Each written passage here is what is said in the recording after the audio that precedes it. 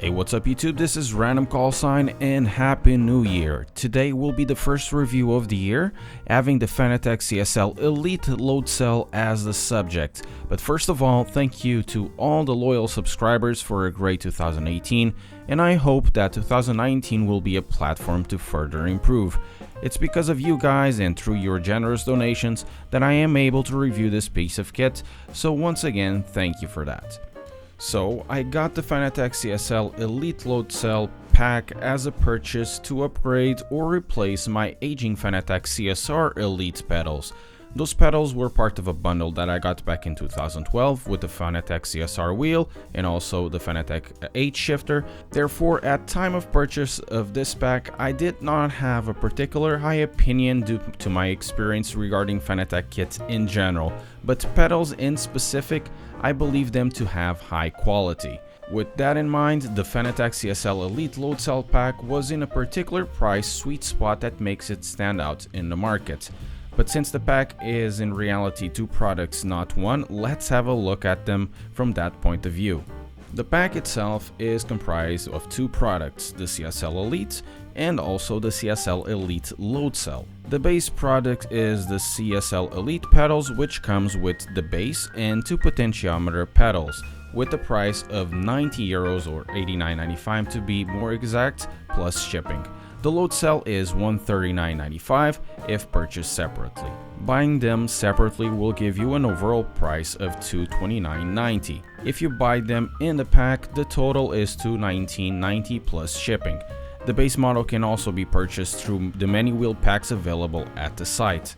Even if you buy them in the bundle, they come in two boxes which are processed separately with different tracking numbers. In my case, they came in different days, but that was a DHL issue, not a Fanatec one. As for specifications, it rocks a 12-bit potentiometer pedal set up to 16-bit in the Loadcell pedal if used through USB. It has adjustable pedal positions, a Loadcell that can be configured to be up to 90 kilo. The Loadcell PCB also brings compatibility with the handbrake. It also can be connected through the USB or the wheelbase. If connected through the latter, the resolution is 12-bit instead of 16-bit provided by the USB. Build-wise, the pedals are fantastic, very well assembled, almost fully built using aluminum with a really interesting finish. Assembly is quite simple, just require you to follow the steps presented in a manual. Essentially, the assembly is just choosing the correct holes for the bolts that will go through to choose your correct pedal position. Please make sure that the cables are correctly placed and routed, as you can score them through the assembly. After routing the cables, tighten everything down and it's absolutely done. The Loadcell assembly is slightly more complicated and complex. It just requires the use of the stabilizers and swap the control boards, which is done quite easily. 4 screws go off, you change the box in the correct positions, 4 screws go in. Make sure that you don't have the bolts done until the stabilizers are on. Assemble the stabilizers and then tighten everything. In total, it shouldn't take you more than 30 minutes to complete.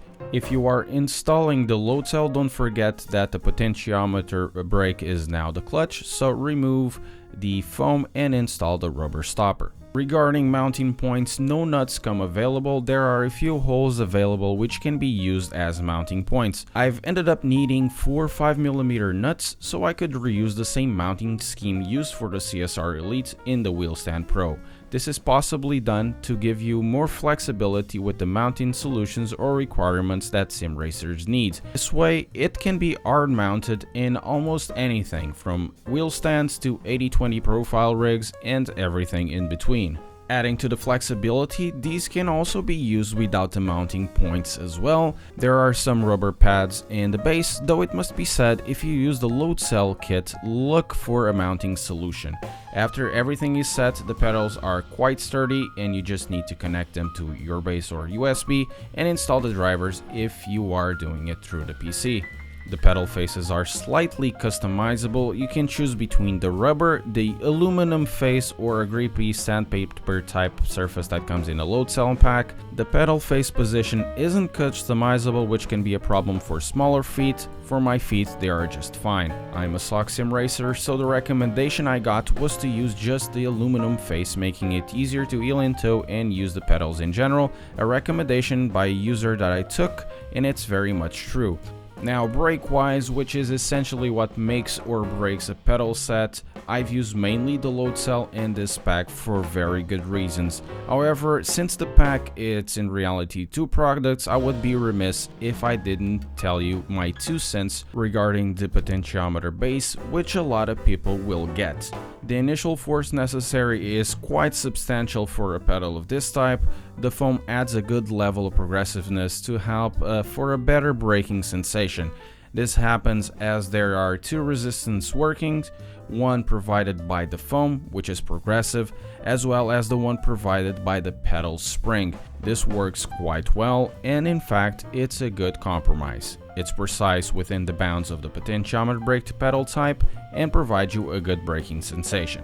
But most of my time was using the Loadcell, and from that point of view, what an upgrade from the CSR Elites. The CSR Elites were also themselves Loadcell based, and I always talked highly of them. As for this particular Loadcell, it comes pre-equipped with 65 shore rubbers. In the middle there's a foam pad that is mostly used for trail braking. In the pack, other 2 rubber sets are also available, the 85 and the 95 shore. These are 18, 40 and 90 kilo respectively, and as noted by others, do not mix and match these. If you use the 95 shore, make sure you'll use them on a rig, otherwise it's going to be quite hard to move them if there isn't any weight behind the pedals. To change the rubber sets, it's quite easy, it's toolless even. Just remove the assembly from the pivot, make sure you note the assembly order, trade them to a new set, and that's basically it. It's sort of painless, at least compared to other pedals. The rubber set that I've used was just a 65 shore, which I found perfect and quite similar in terms of movement given force required to the pedal existing in my Alfa Romeo Giulietta. Going to a harder rubber set would be impossible in my Wheelstand Pro, and also it should be noted that not everybody likes the middle foam, though I quite like it.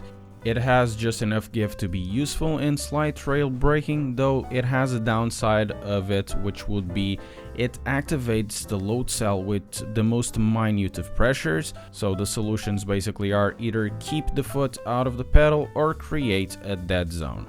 Using the pedal itself is just fantastic. The 65 shore is, like I've said, very similar to my car's brake. It's very natural in the way it progresses. It's really comfortable and intuitive to use. The rounded pedal faces make it using socks slightly more difficult in the beginning. It will take you a bit of time until the plant of the foot is used to this type of face. The minus sides of the pedals is that it lacks some of the customizability available on a Fanatec CSR, and we're talking especially on the spring rates.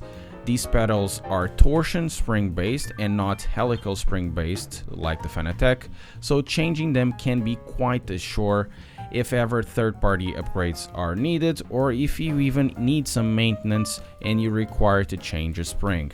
Coming from the CSR Elites, the lack of spring tension adjusting, or coils for that matter, was slightly off-putting in the beginning.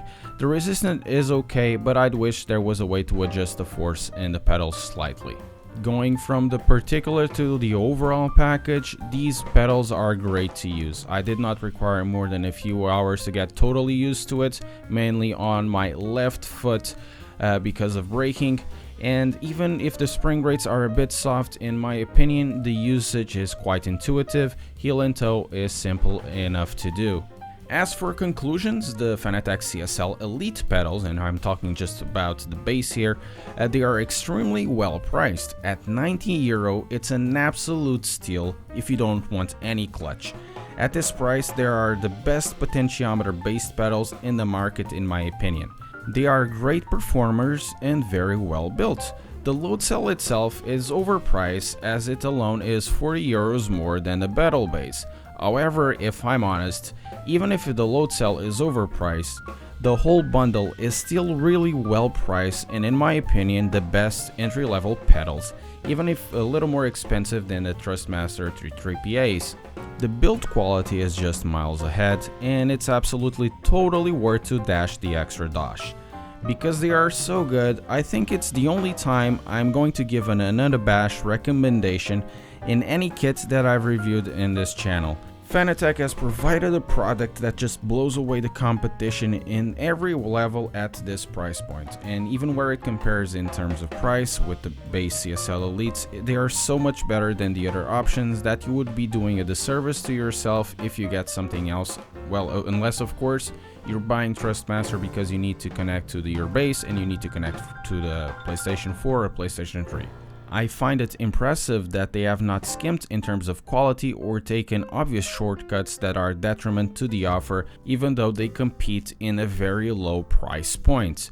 In my opinion, it's an absolutely wonderful piece of kit. Guys, and that's basically it.